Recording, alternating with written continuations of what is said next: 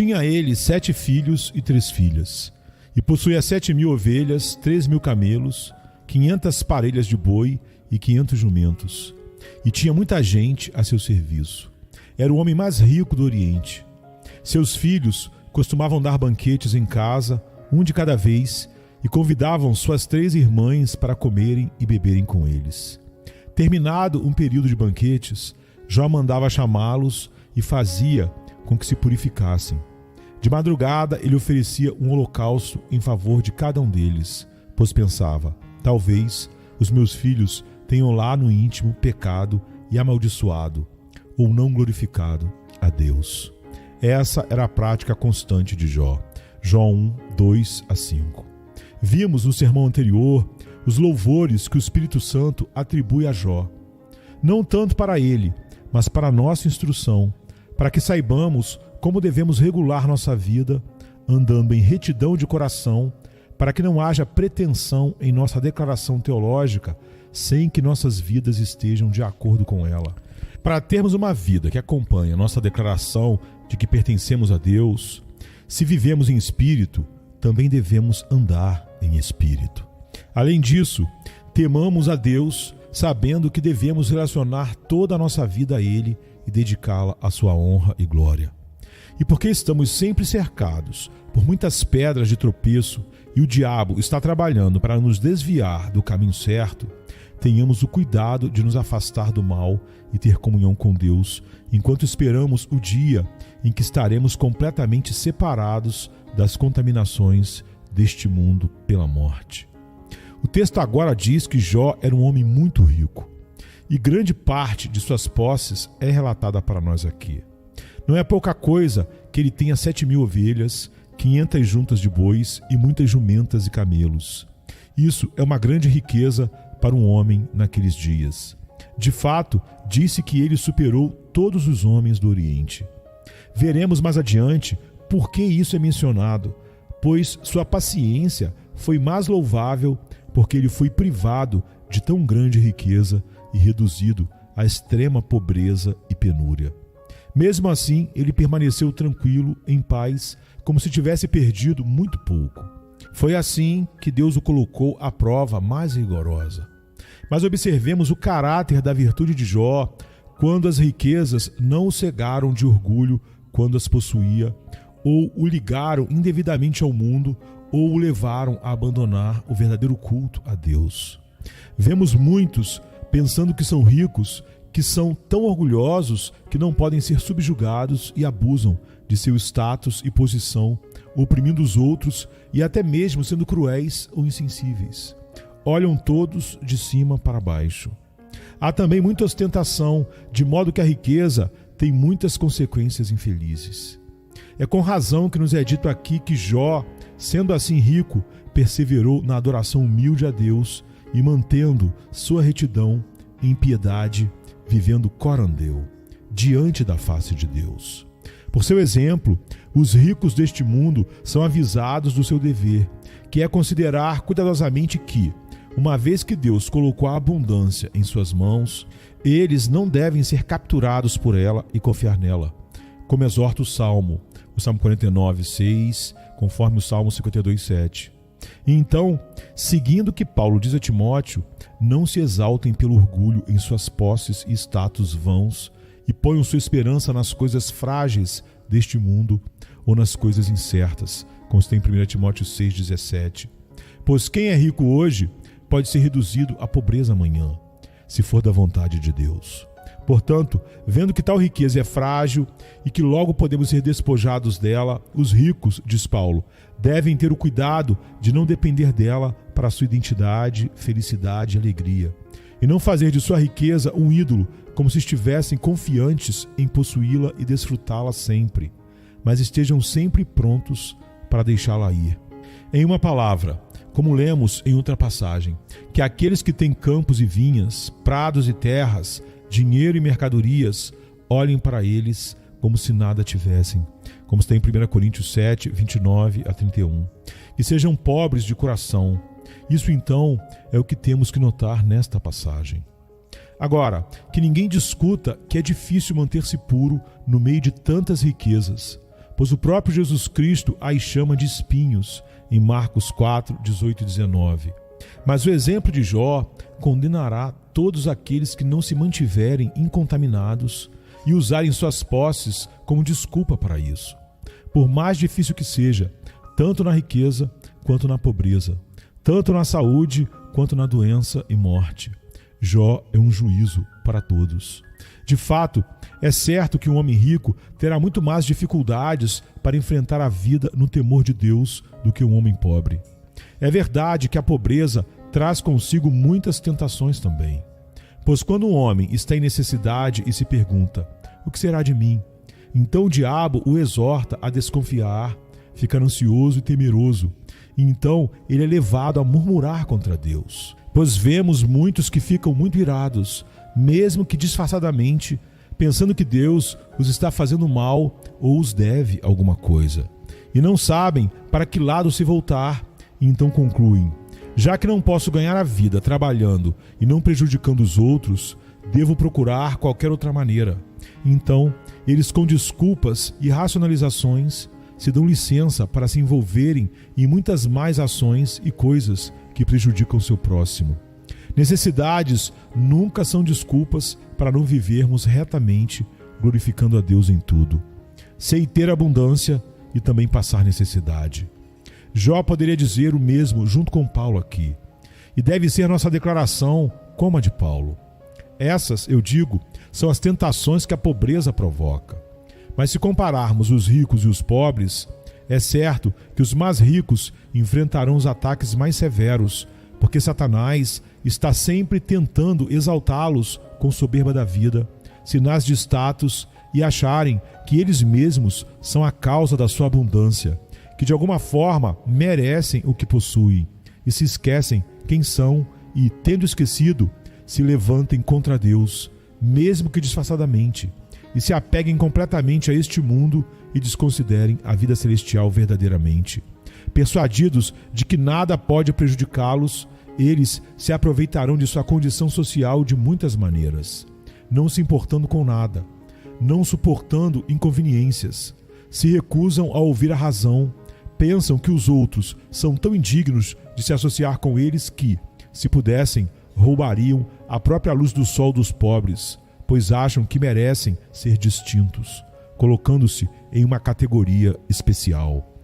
Tais são as corrupções que acompanham as riquezas e inúmeras outras coisas que podíamos mencionar. No entanto, aqueles que são ricos não têm desculpa. Por que não? Aqui está Jó, sentado como juiz de todos os que têm muitos bens e posição social. Jó em sua vida é um juízo para todos esses diante de Deus, porque ele não foi corrompido ou pervertido pela grande abundância e pela quantidade de bens que possuía, de modo que ainda era capaz de servir a Deus em retidão. Ora, se os ricos são indesculpáveis, que os pobres considerem também a sua condição social, olhando para Jó, quando tudo perdeu. Pois já dissemos que é mais fácil para um homem a quem Deus não deu grande abundância andar simplesmente do que para aqueles que possuem grande poder. É como alguém em um pequeno barco, em um pequeno rio. É verdade que ele pode estar em perigo de virar. É verdade que ele pode bater em um galho ou tronco ou na beira do rio.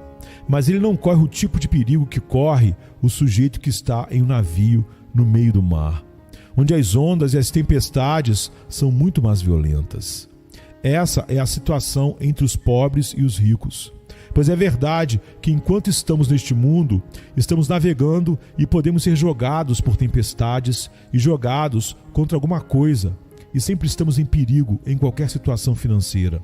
Mas os pobres estão em um pequeno riacho, e os ricos estão no meio do alto mar, onde, em um instante, uma grande onda surge e pode afundá-los com grande ruína. Então, se os ricos não têm desculpa, o que será daqueles que Deus dá os meios para se comportarem em retidão? Assim, vemos que temos aqui instruções gerais para servir a todos, grandes e pequenos, e que cada um de nós deve tirar proveito do exemplo colocado diante de nossos olhos aqui. A virtude de Jó deve ser muito valorizada, pois o Senhor Jesus Cristo diz que é difícil para um rico entrar no reino dos céus. Mateus 19, 23. Não que as riquezas em si nos impeçam de servir a Deus, como eu disse, mas a dificuldade decorre da nossa má disposição e corrupção. Estamos longe de ser atraídos a Deus por causa das posses que Ele nos concede. Em vez disso, elas colocam distância entre Ele e nós, pois facilmente se tornam nosso ídolo, base da nossa identidade e confiança. Agora, Jó possui uma virtude admirável, pois em meio a tanta riqueza, ele não foi cegado por algum orgulho em seu coração que o impedia de andar acima dos outros, orgulhoso, soberbo e etc., e de se esquecer de Deus. Ele não era um homem arruinado pela vaidade e ostentação, mas continuou no caminho que havia começado. Essa então era a sua virtude louvável. Esse exemplo é dado para que, se não pudermos igualá-lo, cada um de nós deve olhar para si mesmo e mirar o objetivo que nos é proposto aqui. Já que, não importando nossa posição, sempre podemos olhar para baixo e ver alguém em posição pior e nos orgulharmos. Jó em sua riqueza e Jó em sua miséria é colocado como um juiz sobre todos nós. Acaba com todas as racionalizações para não vivermos realmente corandel. Além disso, vemos também que as riquezas não devem ser condenadas de imediato, pois há alguns tipos extremos que imaginam que um homem rico não pode ser cristão verdadeiro, pois encontram pessoas pobres que podem ser comparadas a Jó em virtudes semelhantes e por isso condenam riquezas. Mas na verdade, quando eles procuram entre todos os pobres do mundo, com grande dificuldade será encontrado um que se aproxime desse homem chamado Jó, quando ele ficou em penúria completa. Sendo assim, observemos que as riquezas em si mesmas e por sua natureza não são condenáveis. E é até uma grande blasfêmia contra Deus se repreender as riquezas, de tal maneira que pareça que um homem que as possui foi corrompido por elas inexoravelmente. Pois de onde vêm as riquezas, senão de Deus? Consequentemente, quem as condena está criticando a Deus. Mas de maneira geral, elas são uma grande armadilha e nos colocam em perigo, o que exige grande vigilância. E então devemos notar que Deus tem que trabalhar mais milagrosamente, se é que podemos colocar assim, em um homem rico do que em um homem pobre, como dissemos. Demonstramos quão difícil será para um homem permanecer puro e justo quando possui uma abundância de bens. Deus tem que conceder um dom singular do seu Espírito Santo para preservar os ricos, para que não se corrompam. Agora, se uma pessoa despreza tal dom da graça de Deus, ela não está se levantando contra ele. Isso nos adverte a não condenar as riquezas em si mesmas, assim como o próprio Senhor Jesus Cristo aponta quando reúne no reino de Deus os ricos e os pobres, quando fala de Lázaro em Lucas. Ele diz que os anjos carregaram Lázaro, apesar dele ter sido rejeitado pelos homens e ser uma pobre criatura sem valor, abandonada por todos e vivendo em penúria. No entanto, os anjos levam seu espírito ao seio de Abraão. E quem foi Abraão? Um homem rico em animais e dinheiro, e depois em todas as coisas, como está em Gênesis 13, 6, exceto posse de terras, pois isso não lhe foi permitido. Ele teve que esperar que Deus lhe desse a terra de Canaã como herança, como está em Atos 7, 5. É verdade que ele comprou um sepulcro, mas não tinha herança em terras, mas sua riqueza era grande em outros bens, apesar de viver como nômade. Assim, quando você vir que os anjos levaram a alma de Lázaro, tão pobre aqui neste mundo, ao seio de Abraão, tão rico aqui neste mundo, como está em Lucas 16, 23, Abraão, que é o pai dos fiéis, percebamos que Deus, por sua graça e bondade infinita, chama ricos e pobres para a salvação, por seu chamado eficaz. É também com esse propósito que Paulo diz que Deus quer que todos os homens sejam salvos, pois ele fala neste texto de príncipes e reis aqui, em 1 Timóteo 2, 2 e 4. Deus escolheu e salvará todos os tipos de homens, pobres, ricos, nobres e homens comuns. Nesse contexto, como dissemos, Paulo está falando de príncipes e reis aqui, em 1 Timóteo, que normalmente gastam seu tempo em sua grandeza e não pensam em ceder à vontade de Deus.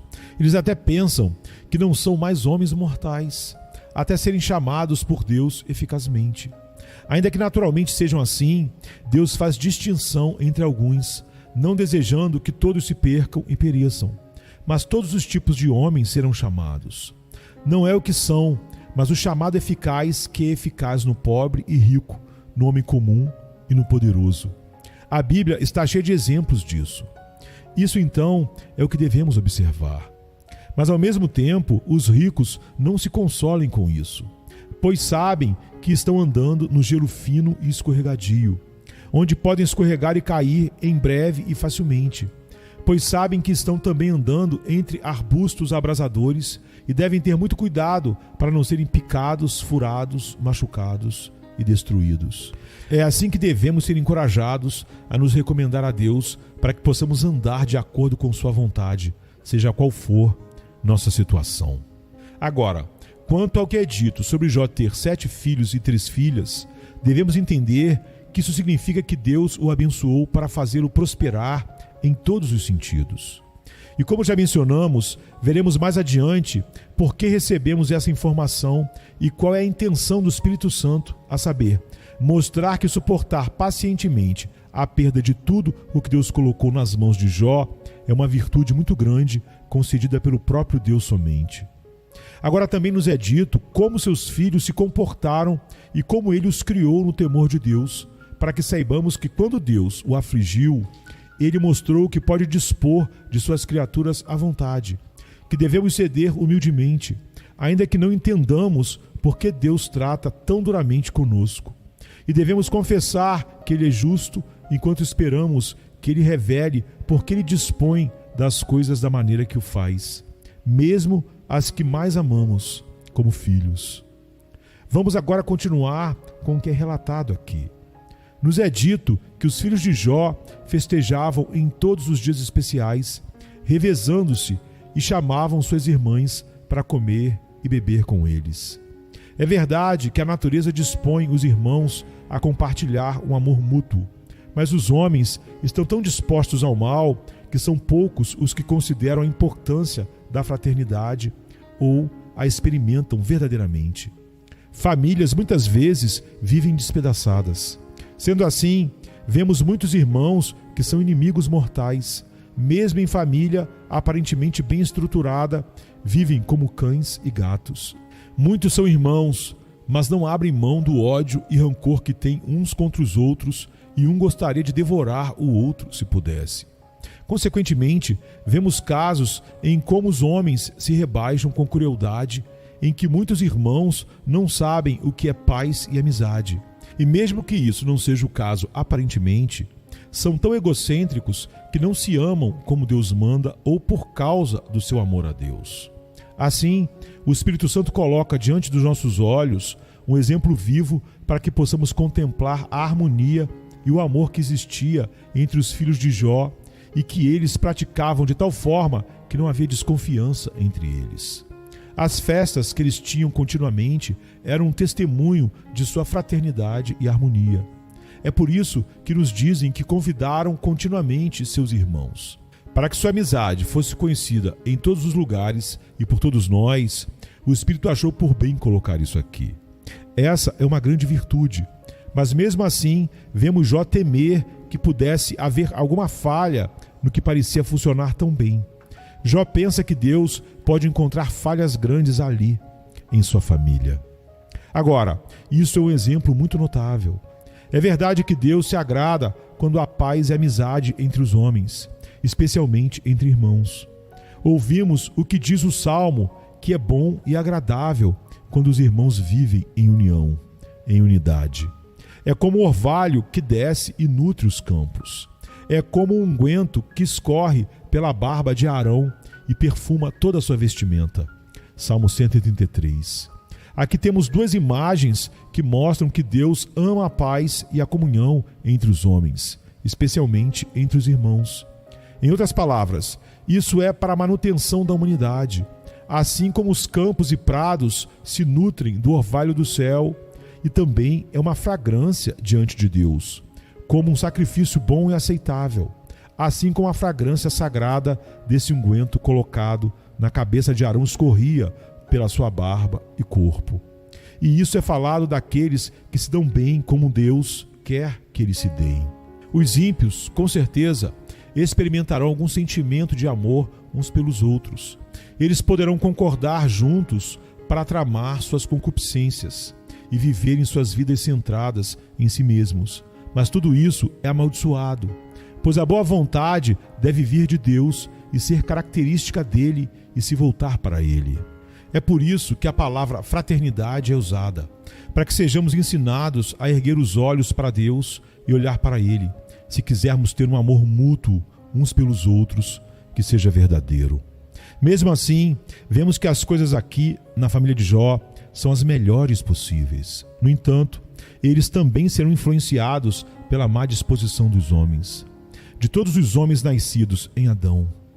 Isso nos permite saber que tal tem sido a nossa natureza desde que Adão pecou, desde que se esqueceu da sua posição diante de Deus, ou seja, desde o momento em que o bem foi transformado em mal. Não importa que nossa intenção seja boa. Por exemplo, é bom, piedoso e louvável quando o marido ama sua esposa e um pai ama seus filhos. No entanto, não encontraremos nenhum homem no mundo que ame tanto a sua esposa que não encontre nada para murmurar, ou a ame exatamente como Cristo ama a sua igreja e dá a sua vida por ela. Pois é o que deveria ser. Ou que ame seus filhos com um amor puro e santo. Sempre estará aquém, algo faltando, algo que não acerta o alvo proposto por Deus para nós. Como pode ser? Quando Deus ordenou ao marido que amasse sua esposa, e então ouvimos as palavras: ame a tua esposa como ao teu próprio corpo. Efésios 5, 28 e 33. A dificuldade nisso deve ser atribuída ao vício natural. O bem pode ser transformado em mal. Isso deriva de nossa natureza maldita. Assim como basta um grão de sal ou um pouco de vinagre para estragar um bom vinho. Assim é com os homens. Eles não podem usar a contenção, e suas emoções não serão tão bem controladas que não haja nada para criticar ou condenar em muitos aspectos. Consequentemente, não achamos estranho que Jó pensasse que seus filhos pudessem ter ofendido a Deus no que era bom e louvável em si mesmo. Não que ele condenasse os irmãos por se reunirem e até festejarem uns com os outros e compartilharem amizade e comunhão íntima. Jó não condena isso, mas ciente da fraqueza dos homens, ele sabe que é muito difícil manter a contenção sem algum grau de fracasso. É por isso que ele estava em guarda e consagrou seus filhos. E temos que notar novamente que Jó sabia por experiência que em todos os banquetes sempre há alguma desordem e excesso, e Deus nem sempre é honrado como deveria ser. Para começar, sempre que as pessoas se reúnem, muitas vezes haverá uma superabundância de comida e bebida, e eles comerão e beberão mais do que o normal. Bem, não pensamos em todos esses excessos nessas ocasiões, e as pessoas mais santas e tementes a Deus são pegas de surpresa por eles. É verdade que eles não serão glutões e encherão suas barrigas e ficarão bêbados como porcos. Menos ainda, serão bêbados estupefatos. Não, mas eles ainda podem se entregar ao excesso. Por quê? As pessoas escorregam facilmente para o excesso sem pensar, principalmente em momentos de celebração. Isso é uma coisa ruim que acontece em tempos de festa e alegria. Apesar destas serem dadas por boas razões e a intenção de quem convida seus amigos para vir e desfrutar de sua companhia seja algo bom. É muito provável que aconteça algo infeliz que não glorifica a Deus em momentos de grande alegria. E quando isso acontece, todos os tipos de comentários e conversas não edificantes e sem sentido são feitas. Em tais reuniões, uma pessoa deveria poder comer como se estivesse na presença de Deus e se alegrando com os anjos, mas haverá muita autoindulgência, que influenciará tantos convidados que muitos, mesmo os bons, pensarão que eles não estão se divertindo a menos que estejam fazendo sabe-se lá o que, como o mundo faz. E também há outras consequências infelizes. E se pensarmos bem, entenderemos que Deus se ofende em muitos aspectos quando as pessoas pensam estar apenas dando vazão à alegria, quando na verdade já estão extravasando algo pecaminoso e não uma alegria santa. Portanto, entendamos que Jó estava perturbado por um bom motivo. Estava certo em questionar se seus filhos pecaram contra Deus enquanto banqueteavam. Embora, como eu disse, fossem pessoas dignas e celebrar festas e datas especiais seja algo bom em si mesmo. Ora, se é verdade que nestas festas tudo se arranja perfeitamente e acontece algo que Deus condena, quais serão as consequências para aqueles que excluem Deus da sua companhia e de sua mesa, de suas festas, como é o costume? Pois por onde começa uma pessoa quando pretende oferecer um banquete? Ele invoca o nome de Deus? Ele começa com Deus, sabendo que a principal coisa em nossas festas é também glorificar a Deus? Isso teria um efeito de amortecimento da alegria de muitos convidados. Então o nome de Deus deve ser posto de lado. E uma pessoa pode estar meio embriagada na hora de dar graças. Isso não é incomum. Os convidados devem se lembrar dos bons momentos que passaram, mas muitas vezes são bons momentos segundo o mundo, segundo o homem natural. Em outras palavras, eles devem poder agir como meros homens mundanos nessas ocasiões festivas. Se Deus for adicionado à mistura, eles pensam que todo o prazer que teriam no banquete ou festa se transformaria em tristeza ou a deixariam sem graça.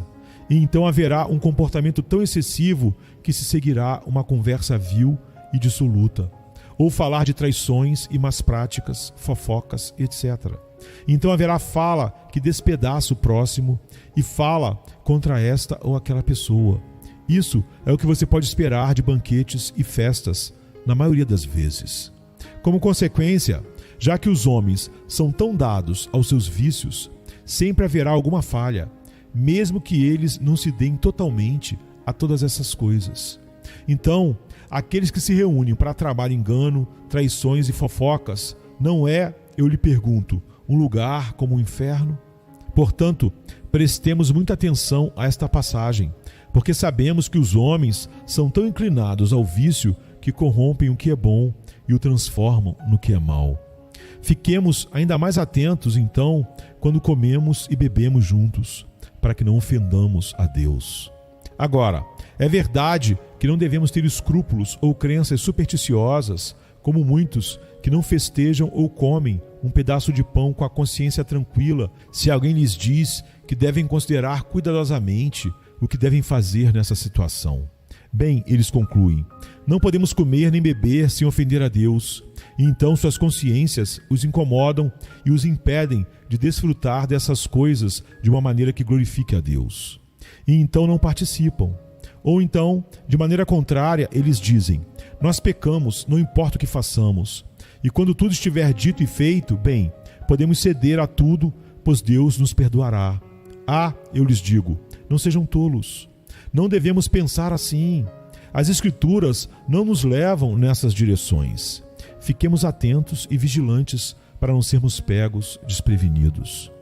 Quando nos sentarmos para comer e beber, oremos para que Deus nos conceda a graça de ter o bom senso, alimentando-se às suas custas, às custas de Deus, como todos fazemos, façamos para servi-lo, e que a comida e a bebida não nos sobrecarregue, mas nos sustente e nos dê força para que nos dediquemos ao serviço de nosso Deus e que Ele nos conceda a graça de vencer essas coisas corruptoras para que sempre aspiremos àquela vida celestial a que Ele nos convida por Sua palavra. Pois seu chamado não é vivermos um dia para a Sua glória, ou 10, ou os 50 anos que Ele nos deixa neste mundo, mas até que alcancemos aquela glória celestial. É assim que devemos viver. Se comemos ou bebemos, devemos fazer tudo para a glória de Deus. Então, quando estivermos à mesa, comamos para nos refrescarmos, como se Deus nos alimentasse com sua própria mão. E enquanto estamos neste mundo sendo alimentados com alimentos que fluem do nosso Deus, reconheçamos que Deus está mostrando que Ele é nosso Pai e testificando que somos seus filhos, que Ele cuida desses corpos miseráveis que estão sujeitos à corrupção, mas que Ele ainda quer que seu amor se estenda tão longe que alcance cada aspecto de nossas vidas. Portanto, sejamos encorajados e estejamos ainda mais seguros da bondade e do amor paterno do nosso Deus quando vemos que Ele nos nutre e nos sustenta dessa maneira, instante após instante. É por isso que Paulo diz que, quer comamos ou bebamos, devemos fazer tudo em nome de Deus e para a glória de Deus. Em 1 Coríntios 10, 31. Há muitos que pensam que não é necessário lembrar de Deus quando comem e bebem, se alegram e festejam, mas é então que devemos pensar ainda mais nele. Quando ele, por sua palavra, dá ao pão o poder de nos lembrar que somos sustentados por ele, não está ele nos fazendo conhecer sua presença e a generosidade de sua mão? Então, é precisamente quando devemos pensar nele mais, pois é assim que nosso comer e beber são santificados, pois o fazemos em nome de Deus. No entanto, quando se trata de agradecer, sermos gratos, sabemos que podemos cometer alguma falha facilmente. Bem, Deus perdoará esse pecado, contanto que estejamos chegando a Ele com coração sincero e contrito. É por isso que somos especialmente informados de que, após o ciclo de banquetes de seus filhos, Jó os encarregou de se consagrarem e depois ofereceu um sacrifício solene por cada um deles, dizendo: pode ser que meus filhos pecaram, porque não glorificaram a Deus. Assim, vemos que Jó não era como aqueles que experimentam racionalizações e concluem que podem ceder a tudo com alguma desculpa. Jó foi o remédio para o pecado. Bem, Deus nos sustentará em nossos momentos de fraqueza. Mesmo que meus filhos não tenham feito o que deveriam, o glorificado completamente em seus banquetes, Deus ainda terá misericórdia deles e de mim. Então, vamos pedir seu perdão. Jó não proíbe seus filhos de terem seus costumeiros banquetes. Por que não? Porque a coisa em si era boa, como dissemos. Se Jó tivesse dito, isso é uma coisa perversa, não é bom, ou dito que por prudência seria melhor evitar, que é algo que não deve ser feito, ele não teria oferecido sacrifício, pois fazê-lo teria abusado do nome de Deus e apelado para uma cobertura ineficaz para o pecado. Ou seja, fazer propositalmente algo errado e depois pensarmos que podemos pedir perdão. Não somos ordenados a oferecer sacrifícios para que possamos permanecer no pecado e ter conforto em nossos pecados e dizer: eu posso depois fazer sacrifícios a Deus e Ele ficará satisfeito. Então Jó não sacrifica para apoiar algo mal. E ele sabe que seus filhos estão fazendo uma coisa boa e louvável quando se acolhem da maneira que fazem. Porque ele sabe disso, ele não encontra uma razão para repreender o que é bom, mas ele busca o remédio, porque se há alguma falha oculta, agrada a Deus corrigi-la. E ele diz: bem, nós temos que pedir perdão a Deus para que Ele compense nossa fraqueza de não o termos glorificado em nossa alegria e festa juntos. Assim, vemos como Jó procede, como também devemos proceder. Observemos também que, quando Jó encarregou seus filhos de se consagrarem, ele mostra a instrução que lhes dera desde a infância, isto é, adorar a Deus verdadeiramente. Se o texto dissesse simplesmente que Jó exaltou o Senhor, poderíamos dizer: ele era um homem fiel, mas não se preocupava muito com seus filhos. Isso foi o suficiente para cumprir sua obrigação com Deus, mas ele colocou o fardo sobre os ombros dos outros. Mas o texto diz o contrário: ele os encarregou de se consagrarem. Isso teria sido feito em vão e não teria sentido se eles já não tivessem sido instruídos a fazê-lo e como fazê-lo, pois deveriam andar no temor de Deus. E embora já fossem adultos e cada um tivesse sua própria casa e mesa, casados e com suas famílias, Jó ainda lhes impunha algum grau de disciplina. Essa é uma instrução muito útil, pois os pais devem orientar seus filhos de tal maneira que todos honrem a Deus. Precisamos dar atenção especial a esse ensinamento, porque vemos que é muito mal praticado hoje. Hoje, as pessoas que têm filhos querem que eles sejam instruídos nas coisas do mundo, educação, se preparar para a vida, e são zelosos quanto à formação educacional dos seus filhos. Mas você terá dificuldade em encontrar um em 100 que queira que seus filhos sejam levados a um zelo e afeição por Deus. São muito mais zelosos sobre a educação comum e crescer na vida do que pelo zelo com Deus na vida de seus filhos. Cada um pensa em sua própria conveniência, como a cultura sem Deus à sua volta.